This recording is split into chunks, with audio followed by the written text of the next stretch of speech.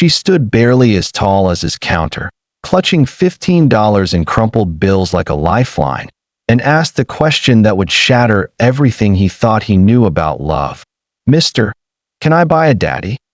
But that moment was still 3 hours away. Oh, my darling, cherished family, my heart is practically bursting with love and gratitude knowing you're all here with me today.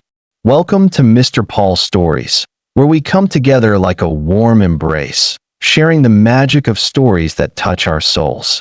Before we dive into today's enchanting tale, let's hold each other close in spirit for a tender prayer. May our hearts be filled with overflowing love. May our spirits lift with boundless hope and wonder. And may a gentle wave of blessings wrap us in joy, peace, and unity. I pray this story binds us tighter, sparks our dreams, and fills us with the beauty of togetherness. Amen. Now, my precious friends, let's cozy up, let the world slip away, and leap hand in heart into this beautiful new story, ready for all the emotions and magic ahead. Emma Rodriguez pressed her face against the cold window of Riverside Children's Home, watching families walk past on the sidewalk below. Saturday mornings were the worst, when real families did family things while she sat in a room with 17 other forgotten kids, pretending homework mattered when nobody would ever ask to see her report card. The bruise on her shoulder throbbed, where Tommy Jenkins had shoved her yesterday, claiming she'd taken his pudding cup. She hadn't, but Mrs. Patterson never believed her anyway. At 8 years old, Emma had learned that being right didn't matter if you were also unwanted. "Emma, breakfast." Mrs. Patterson's voice cut through the morning quiet like a rusty blade. She turned from the window, her reflection ghost-like in the glass. Dark hair that grew wild no matter how she tried to tame it. Brown eyes too big for her face, and a smile she'd trained to hide the ache that lived in her chest. The ache that whispered she wasn't worth keeping. In the cafeteria, Emma sat alone at the end of the long table, mechanically spooning lukewarm oatmeal while the other kids chattered about weekend visits with potential families.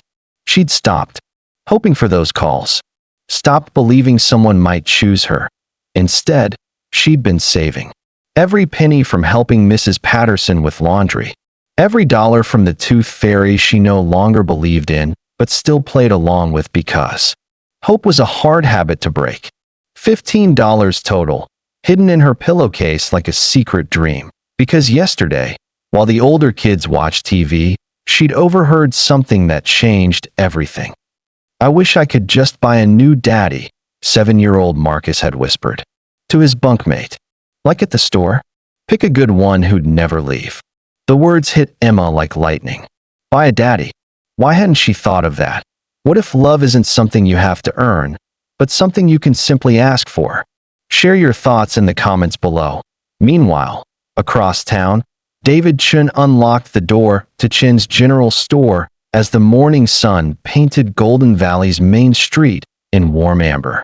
At 42, he moved with the careful precision of a man who'd learned that small motions kept big feelings at bay. The store was his sanctuary, predictable, controllable, safe. Rows of canned goods stood like soldiers. The ancient cash register hummed its familiar tune. Everything had its place, including him behind the counter where he could help without getting too close, care without getting hurt. He straightened a display of children's toys, his fingers lingering on a stuffed elephant that reminded him of no. He pushed the memory down with practiced efficiency. David had been David Chun, billionaire tech mogul, once. Back when he lived in glass towers and wore suits that cost more than most people's cars. Back when he had a daughter whose laugh could light up boardrooms and whose bedtime stories mattered more than shareholder meetings. That was before the accident, before the funeral, before he'd walked away from everything that reminded him of what he'd lost. Now he was just David, the quiet store owner who knew everyone's names and never asked personal questions because he didn't want to answer any himself. His billions sat untouched in accounts he rarely remembered, while he lived in the small apartment above the store, measuring his days in cash register receipts and the simple satisfaction of helping neighbors find what they needed.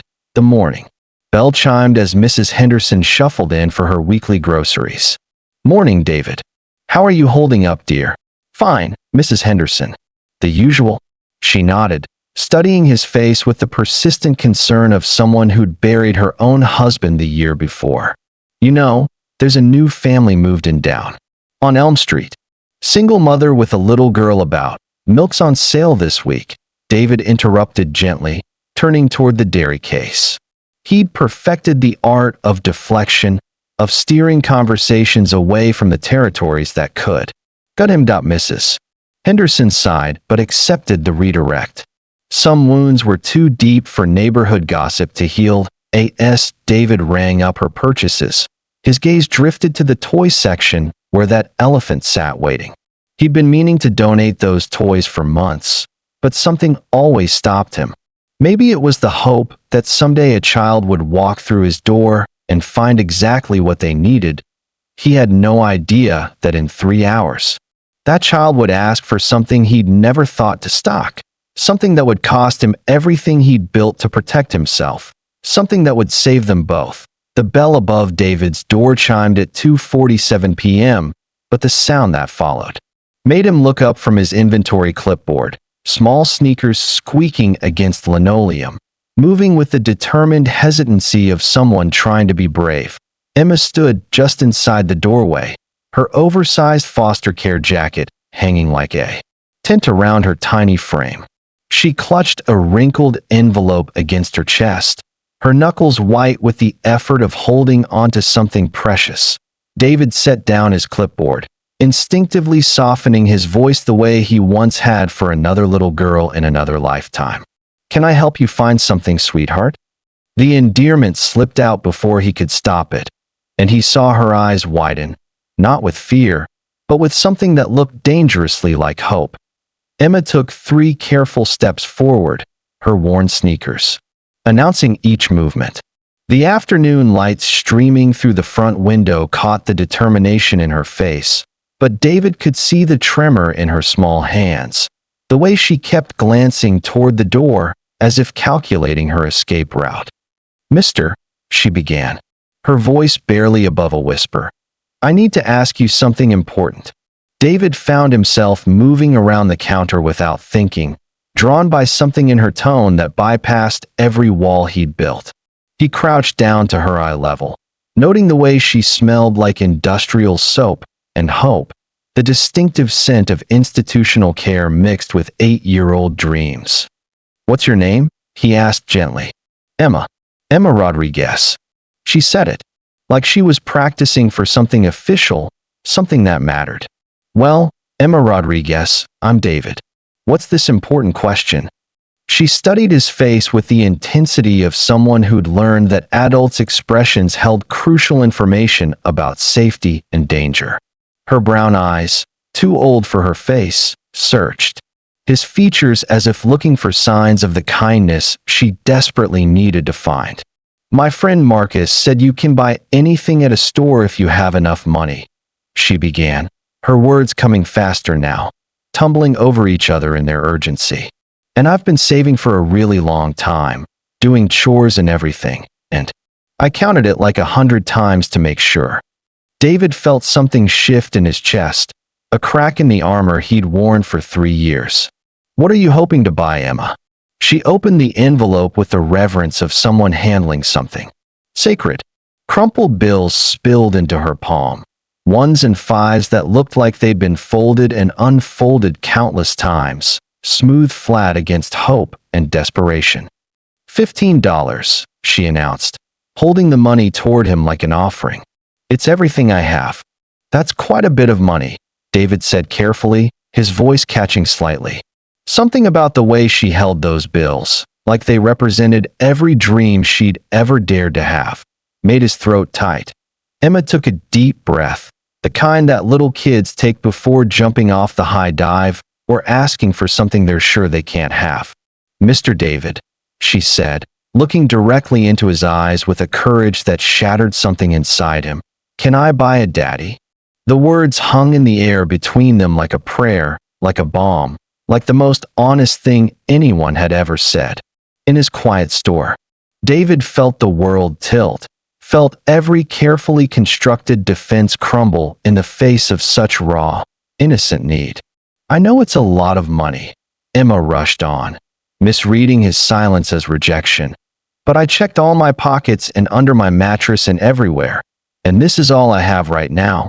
But I could do more chores and save up more if 15 isn't enough for a good one. David's vision blurred. For a moment, he wasn't seeing Emma but another dark-haired little girl who used to climb onto his lap and ask impossible questions with that same earnest hope.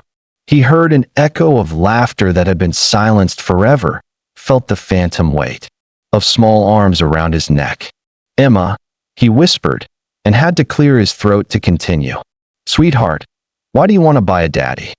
Her face crumpled slightly, and she looked down at her shoes. Because mine left before I was born, and my mama went to heaven when I was little, and nobody at the home wants to keep me forever. She looked back up, and the naked honesty in her expression nearly undid him. But I thought maybe if I could buy one, I could pick a really good one who wouldn't leave. The silence stretched between them, filled with the weight of her longing and his recognition of it. David saw himself in her, the desperate need to control love, to make it safe, to find a way to guarantee it wouldn't disappear. I'd be really good, she added quietly. I wouldn't ask for much. Just someone to call daddy who might call me daughter back. David's hands trembled as he reached out, not for the money, but to gently touch her small fingers wrapped around those precious bills. The contact sent electricity through him, the first real human connection he'd allowed himself since the accident. Emma, he said, his voice thick with emotions he'd sworn never to feel again. What makes you think I have daddies for sale? She tilted her head, considering. Well, you have everything else. And you have kind eyes. Mrs. Patterson at the home has tired eyes, and Mrs. Miller who might adopt me has scared eyes, but you have the kind of eyes a daddy should have. Do you think some connections are meant to be, or do we create our own destiny through courage? Let us know what you believe in the comments. Something fundamental shifted in David's chest, a door he'd welded shut beginning to creak open. He looked at this brave little girl offering him everything she had for something she needed more than air, and realized she wasn't just asking to buy a daddy. She was asking him to remember how to be one. David stared at Emma's outstretched hand, those 15 crumpled dollars trembling between them like a bridge he was terrified to cross. The rational part of his mind, the part that had kept him safe for 3 years, screamed warnings. Don't get involved. Don't let her in. Don't risk your heart again. Emma, he said carefully, pulling back slightly. I think there might be some confusion about what my store sells. The light in her eyes dimmed, but she didn't lower her hand. You don't have any daddies? No, sweetheart. I sell groceries, household items, toys, but not. He gestured helplessly, unable to finish the sentence without breaking something inside himself. Emma's face fell, but she straightened her shoulders with the resilience of a child who'd learned to swallow disappointment like medicine. Oh, okay. She began folding the bills back into the envelope, each movement precise and heartbreaking. Thank you anyway, Mr. David. Wait, David said, then immediately regretted it when hope flickered back across her features. I mean, where are you supposed to be right now? Does someone know where you are? Emma's cheeks flushed pink. I told Mrs. Patterson I was going to the library. I'm supposed to be back before dinner. She glanced at the clock on the wall. I have time to try the other stores. Other stores? David's chest tightened. Well, if you don't sell daddies, maybe someone else does. There's that big department store downtown, and the toy store, and she counted on her fingers with the methodical determination of someone executing a plan. David felt panic rise in his throat. The image of this tiny girl wandering from store to store, asking strangers to sell her a father, made him physically nauseous. Emma, you can't just. It's okay, she interrupted, misreading his expression. I know you're probably not supposed to tell kids about other stores that might have better stuff. That's just business. The casual way she said it, like she understood. The harsh realities of commerce at 8 years old gutted him. This child had learned to navigate a world that should have protected her, armed only with $15 and hope that could level mountains. That's not. Emma, listen to me.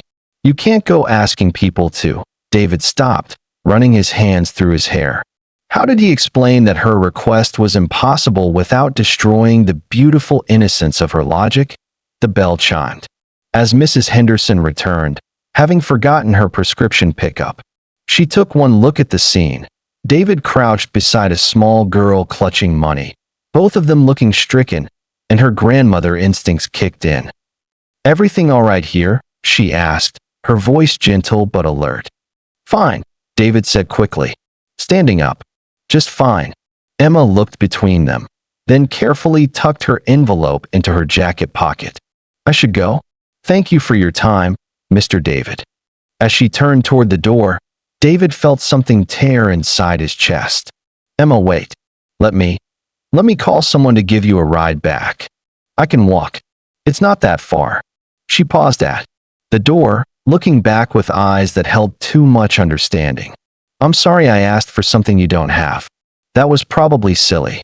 "It wasn't silly," David said quickly, the words escaping before he could stop them. "It wasn't silly. At all." Emma smiled, a small, grateful thing that nearly brought him to his knees, and slipped out the door. Mrs. Henderson waited until the bell stopped chiming before speaking. "David Shun, what in the world was that about?" "Nothing," David muttered, moving back behind the counter like it could shield him from the aftershocks of the last 10 minutes. "She was just confused about what we sell." That child looked heartbroken. "She'll be fine." But even as he said it, David's hands shook as he tried to straighten merchandise that didn't need straightening. Kids bounced back. Mrs. Henderson gave him a look that suggested she knew exactly what kind of lie he was telling himself. "And you? Will you be fine?" David didn't answer because he didn't know.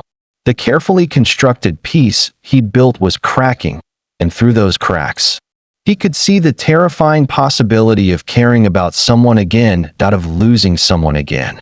Meanwhile, Emma walked the 6 blocks back to Riverside Children's Home with leaden feet, her envelope feeling heavier with each step.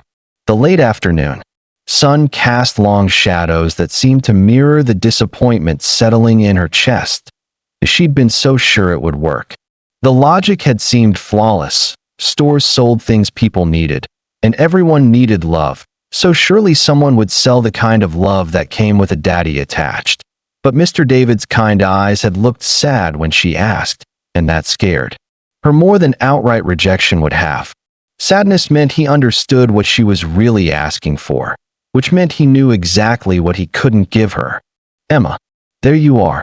Mrs. Patterson's voice cut through her thoughts as she climbed the front steps. "How was the library?"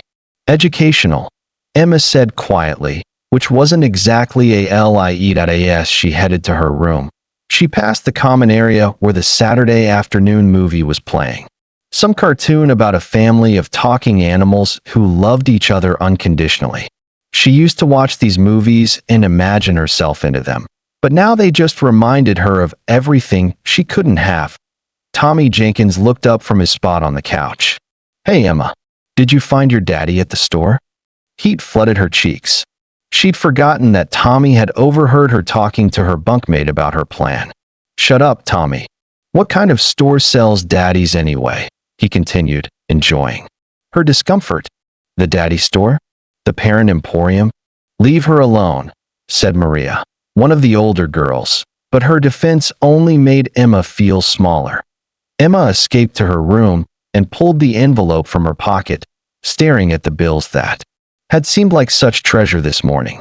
$15. It wasn't enough for anything that mattered, was it? She tucked the money back under her pillow and curled up on her narrow bed, facing the wall so her roommate wouldn't see the tears that finally came. "Have you ever wanted something so badly that you were willing to risk everything for it, even when the odds seemed impossible?" Share your story in the comments. Sometimes the bravest thing we can do is keep hoping. Tomorrow, she decided she'd try the toy store. Maybe they'd understand better. Maybe $15 would be enough there. She had no way of knowing that. Across town, David Chun was staring at his ceiling, unable to sleep, haunted by the echo of a small voice asking for the one thing he'd sworn never to be again. The rain started at 3 a.m. Tuesday morning and hadn't stopped by the time Emma pressed her nose against the school bus window, watching Golden Valley streets turn into rivers. The storm had knocked out power in half the town, including Riverside Children's Home, which meant cold breakfast and Mrs. Patterson's increasingly frayed nerves. "Bus can't make it up Hillcrest Road," the driver announced as they pulled into the downtown area. "Y'all gonna have to wait it out somewhere until this storm passes." Emma's stomach dropped. The other kids groaned and complained, but she felt genuine panic rising in her throat. Mrs. Patterson expected them back by 4 p.m., and it was already 3:30. Being late meant questions, and questions meant explaining where she'd really been yesterday. Instead of the library, because she hadn't gone to the toy store like she'd planned. Instead, she'd spent an hour sitting on the bench outside Chen's general store, watching through the window as Mr. David helped customers with the same gentle patience he'd shown her. She couldn't work up the courage to go back in, couldn't face that sad kindness in his eyes again. "Everyone into Murphy's Diner," the bus driver called. They got power and coffee. But as 23 soaked kids poured off the bus, Emma noticed something that made her heart race. Murphy's Diner was closed, a handwritten sign taped to the door. Closed due to flooding. "Sorry." The other kids clustered under the narrow awning, pushing and shoving as older teens claimed the driest spots. Emma found herself squeezed to the edge, rain soaking through her thin jacket within seconds. That's when she saw the warm light spilling from Chen's general store across the street, the only business that seemed to be open in the storm.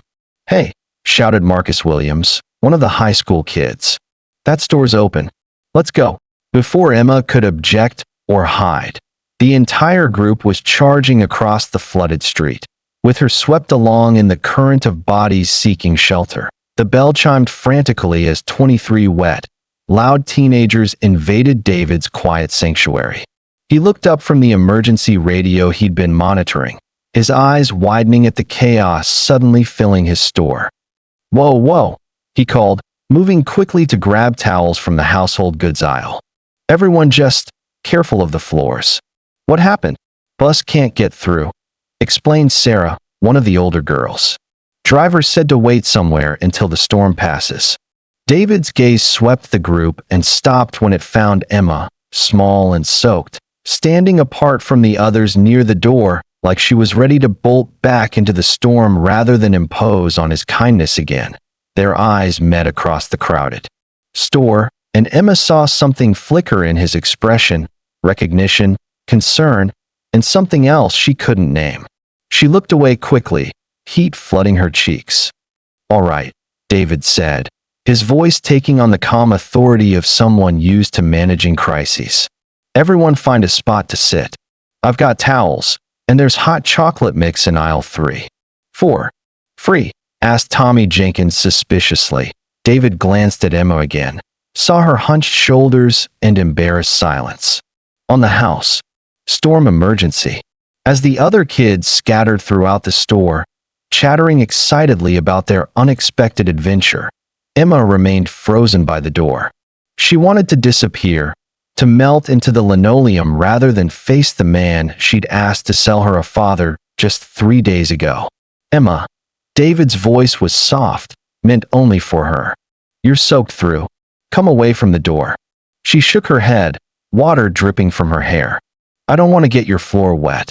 "The floor will dry." He approached slowly, like someone trying not to spook a wounded animal. "You'll catch pneumonia." When she still didn't move, David did something that surprised them both. He shrugged off his own dry flannel shirt, leaving him in a thermal undershirt, and held it out to her. "Here. It's warm." Emma stared at the offered shirt like it might bite her. I can't take that. It's just a shirt, Emma. But they both knew it wasn't just a shirt. It was kindness offered without expectation, care given freely, the kind of gesture a father might make for his daughter. The weight of that realization hung between them. I'm sorry, Emma whispered, so quietly he had to lean closer to hear her over the storm and the chatter of the other kids. For the other day? For asking you that stupid question. David crouched down to her level again, ignoring the puddle forming around his feet. Emma, look at me. Reluctantly, she raised her eyes to his.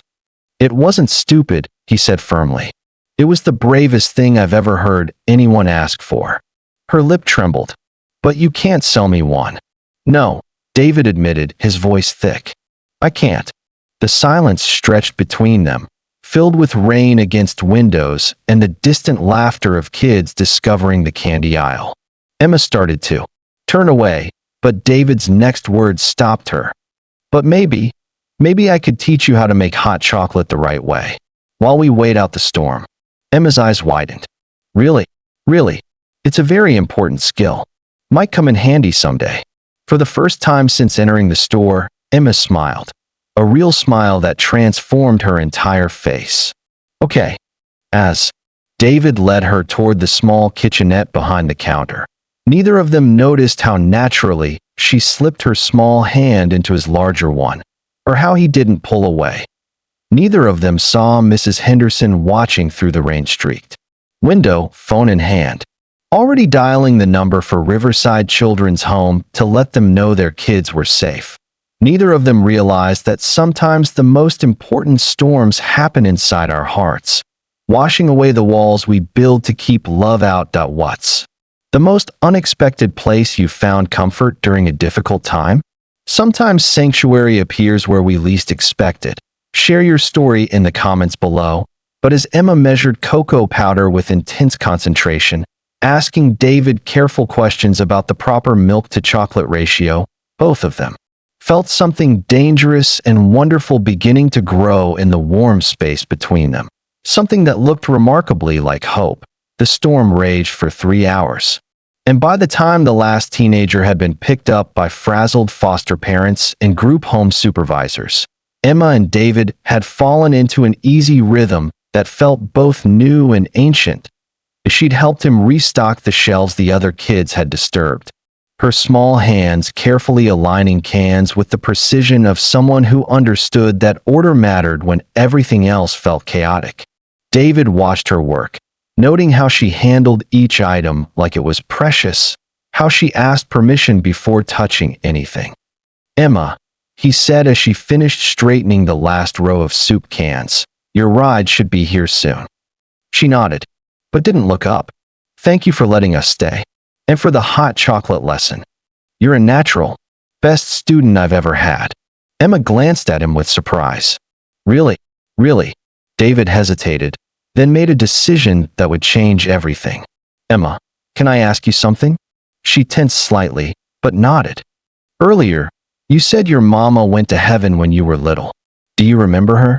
Emma's hands stilled on the soup cans. For a long moment, David thought she wouldn't answer. Then, so quietly he had to strain to hear. Sometimes. Not her face, exactly, but other things.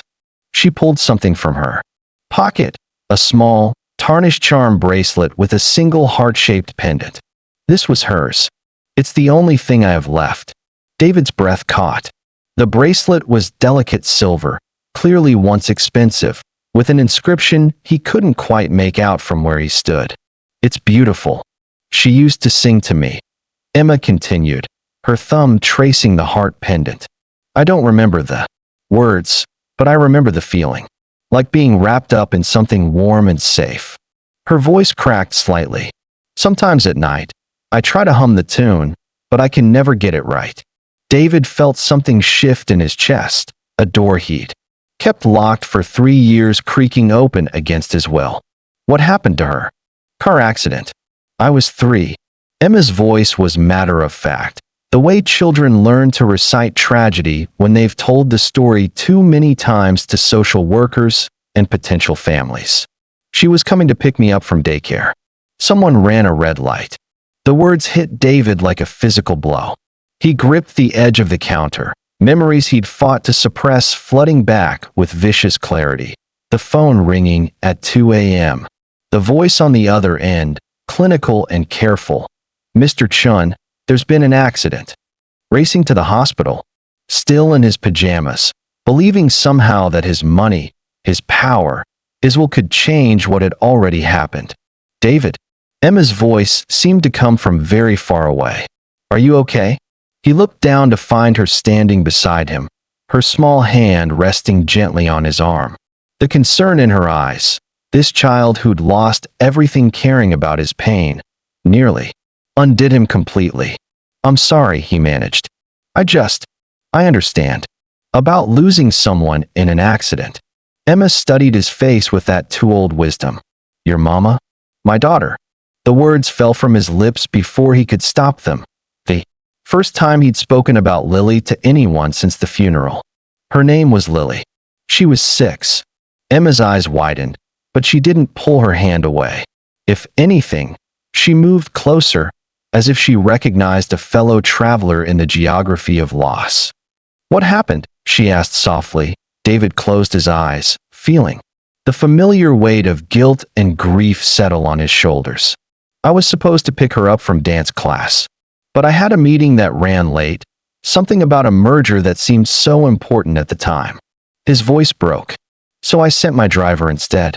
There was ice on the road, and a drunk driver. The silence stretched between them, filled with the weight of parallel tragedies, of two hearts broken by the random cruelty of loss. "It wasn't your fault," Emma said with startling certainty. David opened his eyes to find her looking at him with fierce conviction, this small girl who'd never learned that some truths were supposed to be gentle. "How can you know that?" "Because you loved her. I can tell by how sad you still are." Emma's grip on his arm tightened. "My mama wasn't supposed to die either, but loving me didn't kill her. The bad driver did." The simple logic of it, delivered with such earnest faith, cracked something fundamental in David's chest. He'd spent 3 years believing that loving Lily had been what made losing her unbearable, that the depth of his love had somehow made him responsible for the depth of his grief. "She had a bracelet too," he whispered, the words coming from some deep, protected place. "Silver, with a little elephant charm. She wore it everywhere, said it was her lucky elephant." Emma's eyes lit up with understanding. "Like mine with the heart. Exactly like yours." They stood in the quiet store, two people bound by loss and the mysterious alchemy of recognition, when Emma asked the question that would change everything. "Do you still have it? Her bracelet?"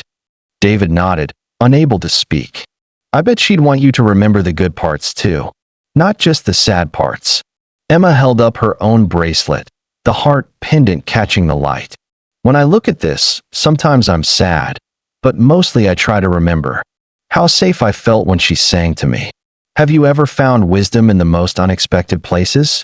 Sometimes children see truths that we adults have forgotten. Share a moment when someone surprised you with their insight. Before David could respond, headlights swept across the store windows. Mrs. Patterson's van had arrived to collect Emma, the storm finally clearing enough for safe travel.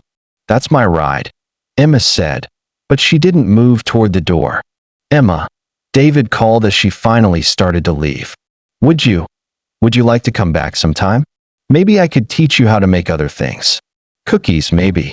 Emma's face transformed with a smile so bright it could have powered the whole store. "Really? You'd want me to come back? I'd like that very much." As she ran through the puddles to Mrs. Patterson's waiting van, Emma turned back one last time. "David, what was her favorite song?" "Your daughter's. You Are My Sunshine," he called back, and realized he was smiling through tears. Emma waved from the van window as they drove away, and David stood in his empty store, humming a melody he hadn't been able to bear for 3 years, feeling something dangerous and wonderful blooming in his chest, something that felt remarkably like healing. Emma returned to Chin's general store the following Saturday at exactly 10 a.m., clutching a hand-drawn map she'd made to ensure she wouldn't get lost. She'd spent the entire week thinking about David's invitation, turning it over in her mind like a precious stone, afraid to believe it was real. Mrs. Patterson had been surprisingly agreeable to the visit after Mrs. Henderson called to vouch for David's character. That man helped 23 children during the storm without asking for anything in return, she told the suspicious supervisor. Emma could use a positive adult influence. David had spent the week second-guessing his invitation, terrified. He was crossing a line he couldn't uncross. But when the bell chimed and Emma appeared in his doorway, hair neatly braided, wearing what was clearly her best dress, his doubts evaporated. "Right on time," he said, and her relieved smile told him she'd been worried he might have changed his mind.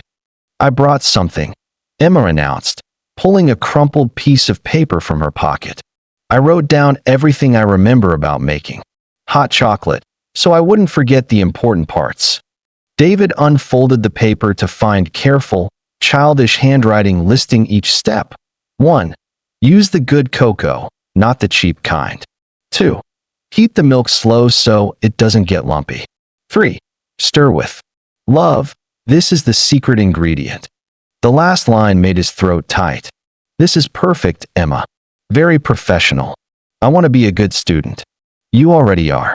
He led her to the small kitchen area behind the counter, noting how she moved through his space with careful reverence, touching nothing without permission. It broke his heart and made him proud simultaneously. This child who'd learned to tread lightly in a world that had given her so little reason to trust. "Today we're making snickerdoodles," David announced, pulling ingredients from the cabinet. They were. He paused, the familiar grief rising, then pushed through it. "They were my daughter's favorite." Emma's eyes widened with the solemnity of someone receiving sacred knowledge. "I'll be extra careful." As they worked side by side, measuring flour and cream of tartar, their conversation flowed with surprising ease.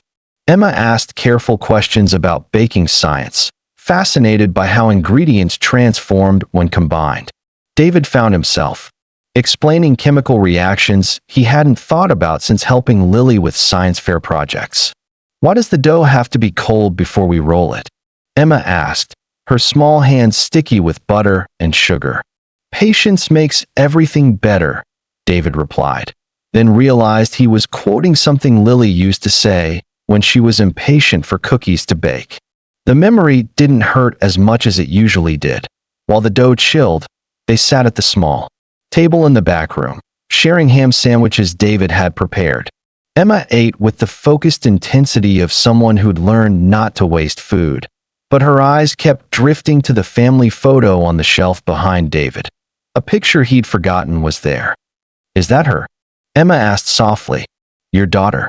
David turned to look at the photo, himself 3 years younger, wearing a genuine smile, with Lily on his shoulders at some long-ago carnival. They were both laughing, caught in a moment of pure joy. "That's Lily. She's beautiful. She looks like you, but happier." The observation was so innocent and accurate it made David laugh. The first real laugh he'd had in months. "She was always happier than me. She had this gift for finding joy in everything." "What kind of things did she like?" "Besides cookies." David found himself talking about his daughter for the first time since her death. Really talking, not just the sanitized version he gave to therapists or well-meaning neighbors.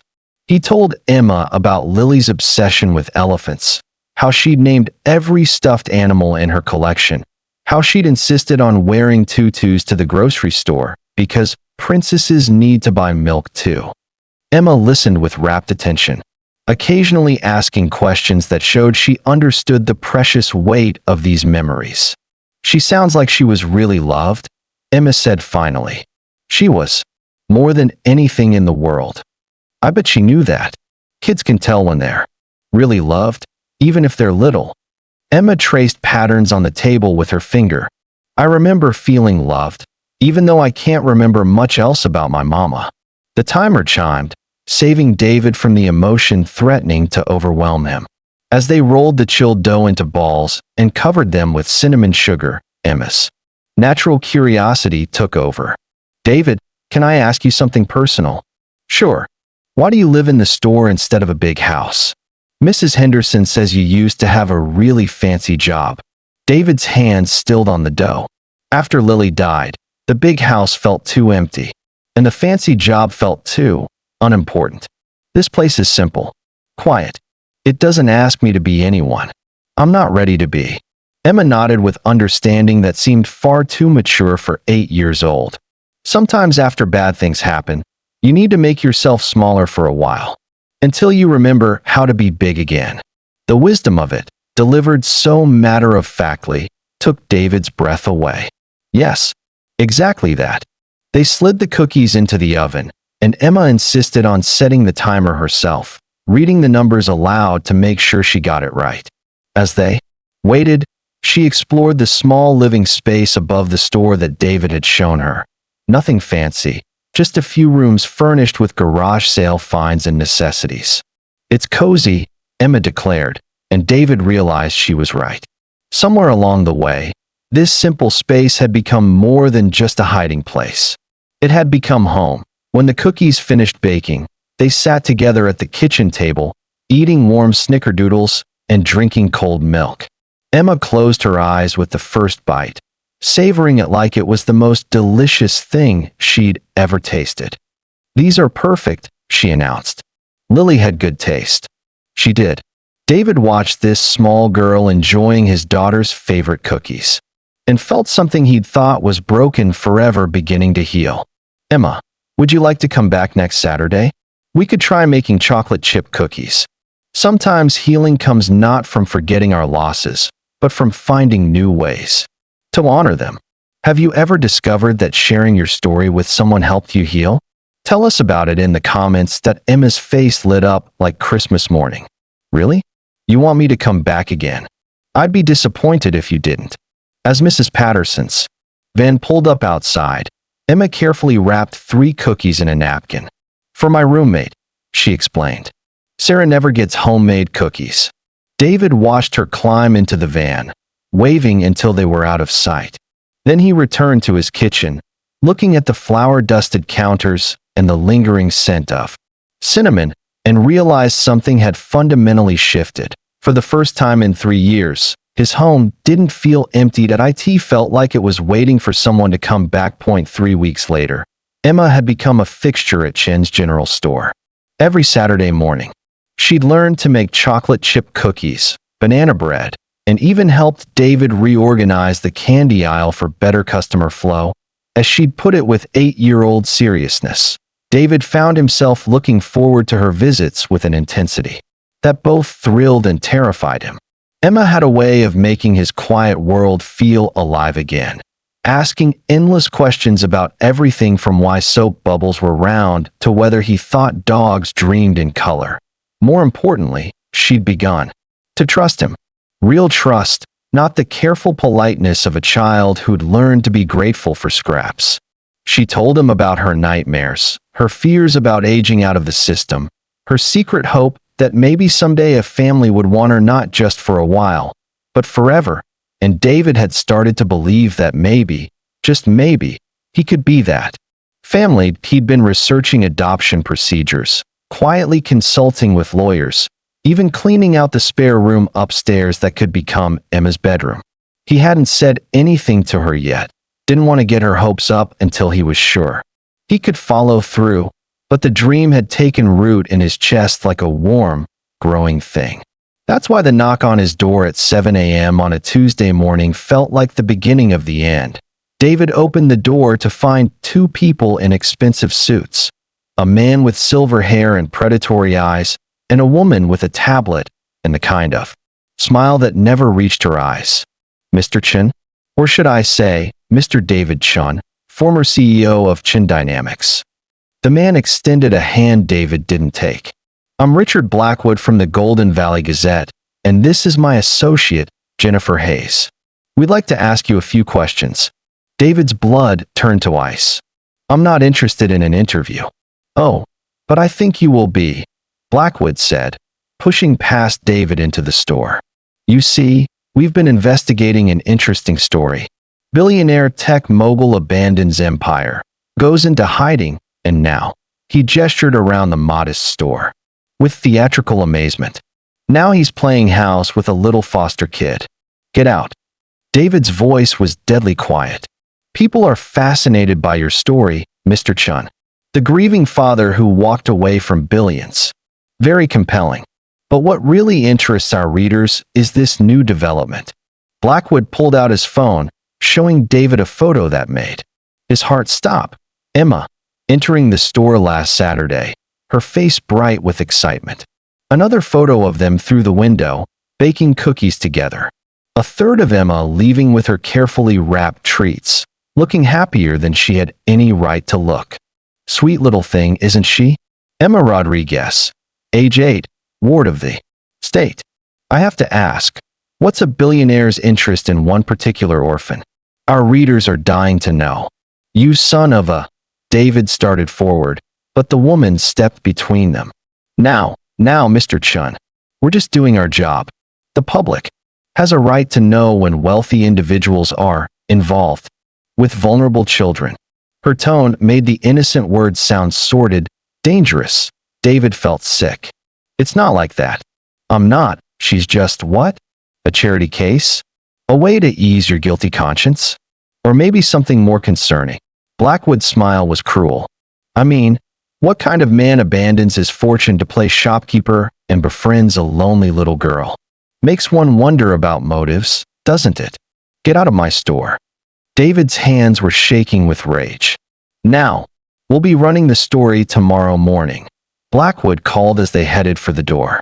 Front page. Billionaire's secret life. What's really happening at Chen's general store? Should be quite the scoop. After they left, David stood in his destroyed sanctuary, understanding with crystalline clarity that everything was over. The story would paint him as either a predator or a rich man playing with a poor child's emotions for his own amusement. Emma would be devastated, confused, betrayed. The state would investigate. Mrs. Patterson would never let Emma near him again. And the worst part? He could see how it would look to everyone else. A reclusive billionaire, a lonely foster child. Secret meetings in a modest store. The innocent truth would be twisted into something ugly and suspicious. His phone rang. Mrs. Patterson. David, I need you to stay away from Emma. Mrs. Patterson, I can explain. A reporter called me an hour ago. Asked a lot of questions about your relationship with Emma. Wanted to know if I was aware of your financial situation.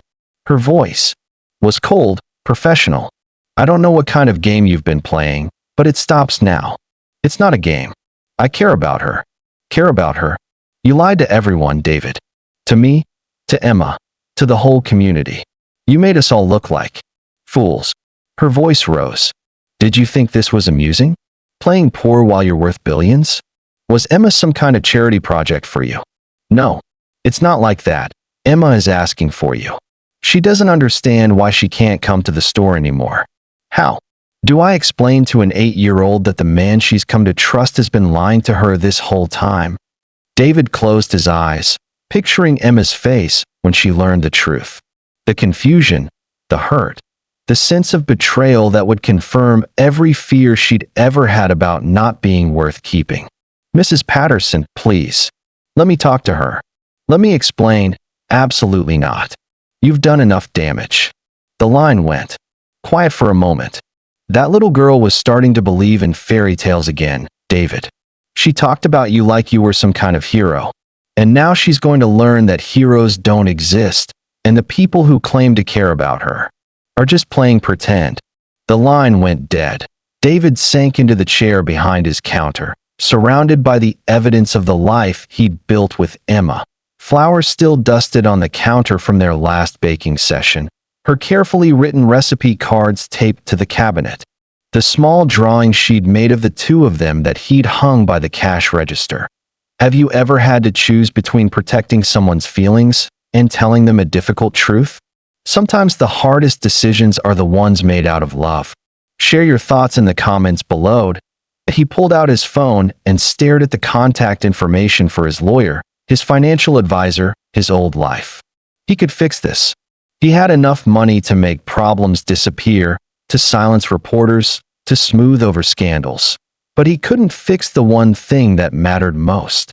The look that would be in Emma's eyes when she learned that the man she'd begun to trust, the man she'd started to love like a father, had been lying to her from the very beginning. He'd wanted to protect her from the world that had hurt them both. Instead, he'd become another person who would break her heart. The afternoon sun slanted through his windows, illuminating the empty store that had been their sanctuary, and David Chun, billionaire, father, broken man, put his head in his hands and wept for the second time. He'd lost everything that mattered. The newspaper hit Golden Valley like a bomb at dawn.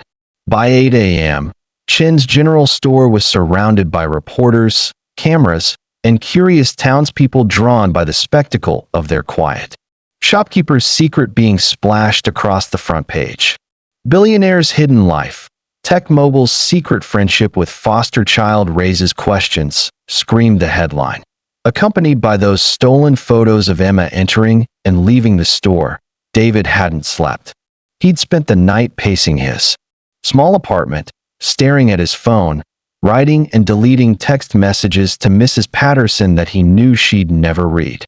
The morning brought fresh hell, reporters camping outside, his phone ringing nonstop, and the terrible certainty that he'd destroyed the best thing that had happened to him in 3 years. At 10 a.m., his lawyer called. "David, this is a mess, but it's manageable," Gregory Walsh said in his crisp, expensive voice. "We issue a statement explaining your philanthropic interests in underprivileged children. Position this as charity work. The optics aren't great, but we can spin it." "I don't want to spin anything, Greg." "Then what do you want?" David looked out his window at the circus below, reporters interviewing anyone willing to talk. Mrs. Henderson was shooing them away from her shop with a broom. Bless her heart. "I want to adopt her." "Emma, I want to be her father." Silence on the other end. "Then, David, that's not advisable right now. Given the media attention, the speculation about your motives, no adoption agency would touch this case. You need to distance yourself. Let this blow over." "I can't do that." "You can't adopt her, David. Not now. Maybe in a few years, when this dies down." But David hung up and immediately dialed another number he'd memorized but never called. "Riverside Children's Home. This is Mrs. Patterson." "It's David. Please, I need 5 minutes to explain." "Mr. Chun, I told you Emma asked you to buy a daddy once before, didn't she?" The line went quiet. "She did, didn't she? Before she came to my store. That's why she had the idea. She'd asked you first." Mrs. Patterson's voice was tight. "That has nothing to do with, she asked you, and you told her that daddies can't be bought. That love doesn't work that way." "But what if she was right? What if love can be chosen, even if it can't be purchased?" "Mr. Chun, I'm not playing a game." "Mrs. Patterson, I'm not some rich man amusing himself with a poor child. I'm a father who lost his daughter and found another little girl who needs what I need, a family. The reporters are calling her a charity case. They're asking if you're grooming her. Do you understand what this speculation could do to her future?" David closed his eyes. "Let me talk to her. One conversation. Let me tell her the truth myself before she hears it from someone else." "Absolutely not." "Then let me write her a letter. Please. She deserves to hear from me that none of this changes how I feel about her." Another long pause. "The damage is done, Mr. Chun.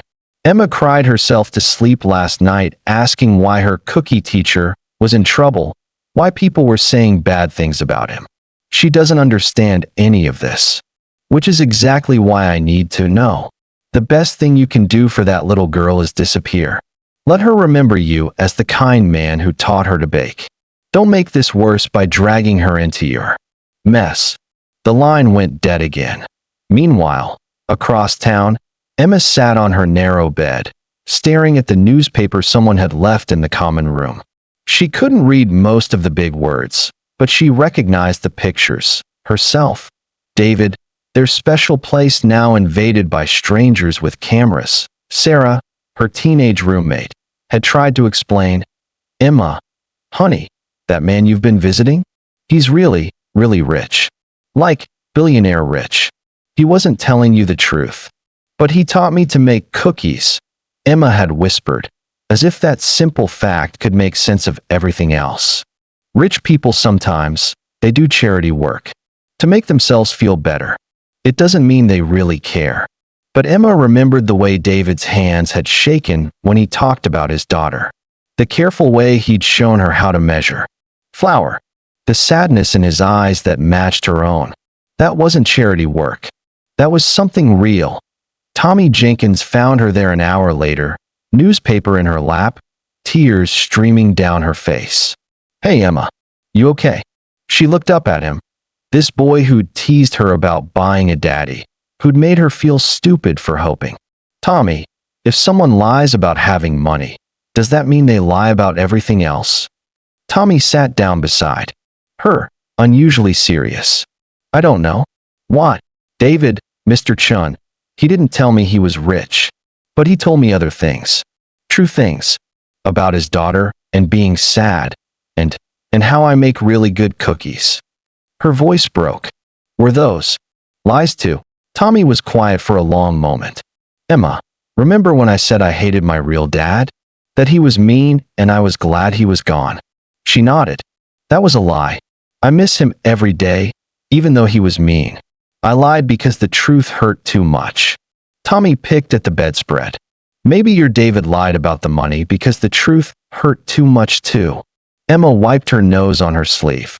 "But now everyone's saying bad things about him. And Mrs. Patterson says I can't see him anymore. What do you want to do?"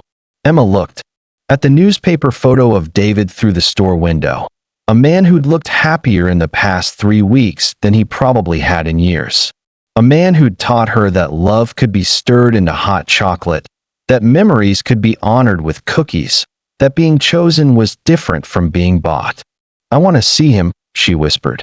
"I want to tell him that I don't care about the money.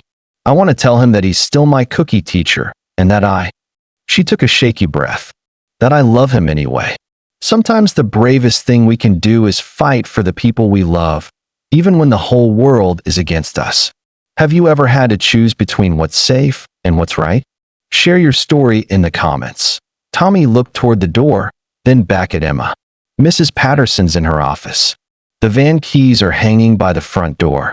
"Tommy, I can't drive." "No, but I'm 15. I've got my learner's permit." He grinned, and for the first time since this nightmare began, Emma felt something like hope flutter in her chest. "Would you really?" "Emma Rodriguez," Tommy said with mock seriousness. "Let's go buy you a daddy." As they crept toward the door, Emma clutched her mother's bracelet in one hand and her carefully saved $15 in the other. She still didn't know if love could be purchased, but she was about to find out if it could be fought for, even if it meant facing down the whole world to do it. "I understand you want Act 9 written exactly like the previous acts, Acts 1 to 8. You provided, matching their screenplay format, tone, structure, and Claude AI's clear, heartfelt, natural style. The previous acts used a narrative prose style with embedded screenplay elements, scene descriptions, dialogue, action lines, sensory details, authentic dialogue, and a comment prompt at the end, all within a 900,000 word range. Act 9 should focus on the resolution, Emma's adoption, emotional healing, and their father-daughter bond, continuing from Act 8's cliffhanger where Emma and Tommy plan to reach David. I'll emulate the exact structure, including the prose to screenplay flow and the reflective comment prompt, without any extra tags or deviations. The sun hung low over Golden Valley, painting the main street in hues of amber and forgiveness. 3 days had passed since the newspaper scandal broke, and Chin's general store stood quiet, no longer besieged by reporters, but alive with the cautious hope of a town rediscovering its heart. Neighbors passed with nods, their whispers now of support rather than suspicion. A new sign in the window read, Emma and David's General Store, open for family. A promise yet to be fulfilled. Inside, David Chin sat behind his counter, staring at Emma's crayon drawing of them baking, taped beside the register like a lifeline.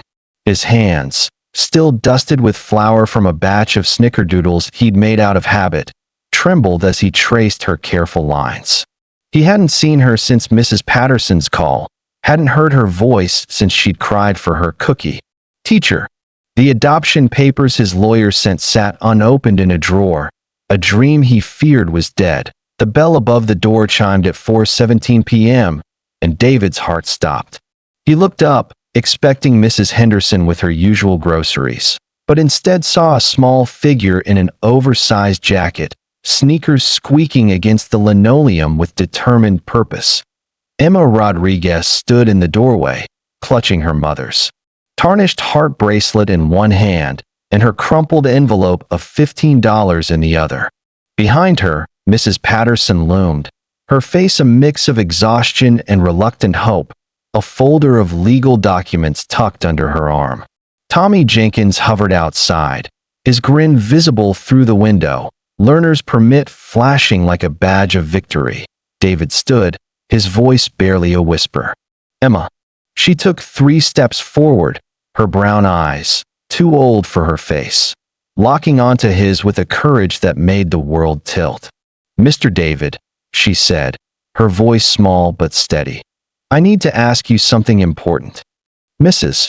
Patterson cleared her throat, but the sharpness was gone, replaced by something softer. 5 minutes, Emma. The courthouse closes soon. David moved around the counter without thinking, drawn by the same pull that had shattered his walls. 3 months ago, he crouched to her level, noting the familiar scent of industrial soap and hope, the tremor in her hands as she held her precious envelope. What's your question, Emma Rodriguez? He asked, his voice thick with everything he hadn't dared to feel. Emma opened her envelope, the bills spilling into her palm, 1s and 5s smooth flat against despair and dreams. I know you said daddies can't be bought, she began, her words rushing like a river breaking free, but Tommy said maybe $15 could buy a promise instead. A promise you'll be my daddy, not because of money, but because you want to. The words hung between them like a prayer, like the first note of a song he'd forgotten how to sing. David's vision blurred, memories of Lily's laughter merging with Emma's living, breathing hope. He saw her bracelet glinting, heard the echo of, "You are my sunshine," felt the weight of a second chance he'd never thought he'd earn. "Emma," he whispered, then had to clear his throat to continue. "Sweetheart, I don't need $15 to make that promise." Her eyes widened, searching his face for the truth. "Then why didn't you tell me you were rich? Were you playing pretend with me?" David's chest ached, the truth. No longer a secret, but a bridge. "I was hiding. Not from you, but from me. From the man who thought money could fix everything until it couldn't save what mattered most. You showed me I could be someone better, someone who gets to love you like a daughter." Emma's lip trembled, but she didn't look away. "So, you choose me? Like I choose you." "I choose you, Emma," David said, his voice breaking open like a dawn. "Every day, forever." Mrs. Patterson stepped forward, her folder rustling. "Mr. Chun, the states approved the adoption.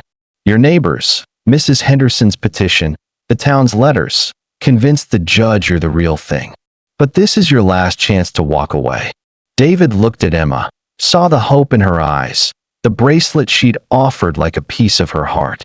He thought of Lily's elephant charm upstairs, waiting to be shared, not to replace the past, but to weave it into something new. "I'm not walking away," he said, standing taller. "Not from my daughter." Emma's face transformed, a smile so bright it could light up the store. She threw her arms around his neck, her small body shaking with relief. David held her tightly, feeling her heartbeat against his, the phantom weight of another little girl's hugs blending with this new, living love. "Can I call you Daddy now?" Emma mumbled into his shoulder. David pulled back, his eyes shining. You can call me Daddy forever. The bell chimed as Tommy burst in, grinning. Told you, Emma. We got you that, Daddy. Emma giggled, the sound filling the store like sunlight. Mrs. Patterson wiped her eyes, muttering about allergies, but her smile betrayed her. That night, upstairs in the apartment, David tucked Emma into a new room painted yellow, a quilt with elephant patterns draped over her bed. On a shelf, Lily's stuffed elephant sat beside Emma's heart bracelet, guardians of their shared past. Emma clutched a new sketch, her and David under a sign reading Our Store, and slept with a peace she'd never known. David stood in the doorway, humming, You Are My Sunshine, the melody no longer heavy with grief, but light with promise. He thought of the store below, their sanctuary, now a home for two broken souls who'd chosen each other. The next morning, they stepped outside hand in hand, Emma's backpack slung over her shoulder, David's arm around her. The new sign swayed. Gently, avowed a golden valley in themselves. Neighbors waved, their family now bigger than blood. Emma's voice echoed in his mind. I thought love was something you buy, but Daddy taught me it's something you choose. David's heart answered. I thought I'd lost my chance to be a father, but Emma showed me love grows when you're brave enough to let it. Sometimes the greatest families are the ones we build, not the ones we're born into. Have you ever found home in an unexpected place? Share your story in the comments below. Oh, my radiant, incredible family. I'm sitting here with a heart so full of gratitude it could light up the stars, thanking every one of you who journeyed with me to the very end of this tale. You're the heartbeat of Mr. Paul's stories, sharing every moment of wonder, laughter, and feeling. What a priceless gift you are. Your presence wraps my soul in warmth like a cozy blanket. May a shower of blessings pour over you for being part of this magical adventure. Until our next story, keep glowing, my dearest friends. I'm forever thankful for you.